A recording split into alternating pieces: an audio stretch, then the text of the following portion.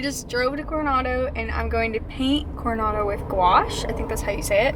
So I've never actually painted with gouache before. But I've heard it's like a mixture of like acrylic paint and watercolor paint. Oh no, it started raining. I can either drive up there closer, try to get a closer parking, or get wet. Let's get wet! Okay. Luckily, thank goodness, it didn't start pouring rain, so I was able to continue on my quest to find the perfect spot to start painting.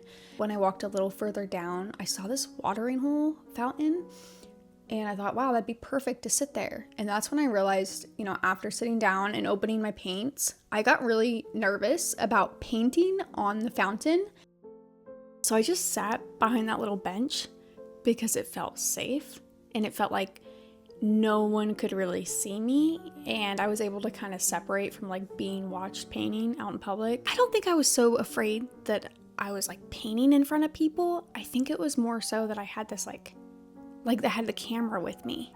You know, it's just gonna have to be a lesson that I learned to just like go and just like shake it out and just have fun. Okay, honestly, I didn't know that I wasn't supposed to take off every little cover of the little boxes completely, because it is all completely mixed up, and that was just like a huge loss because I just bought this. This hotel holds a lot of memories for me. My mom and dad took me and my little brother to this hotel and we stayed there for a weekend. The hotel's haunted, by the way. It is 100% haunted. That night that we stayed there in that hotel, the doorknob was rattling multiple times, and I think my dad had opened the door and he walked out and no one was there. So it's definitely a haunted hotel. It's famous, world famous.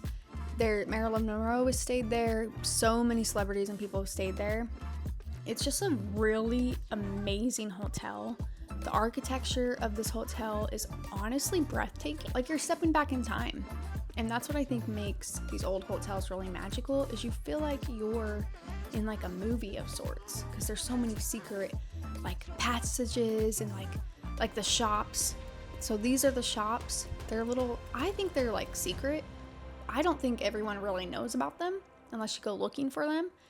And I think that's a really cool aspect of this hotel, because you can go down there under the hotel. A big thing that I learned is to tour the entire like hotel as much as possible, or wherever I'm going to paint, before I start painting, because there are some shots that I took with my camera I'm gonna show you. I wish I would have painted it instead.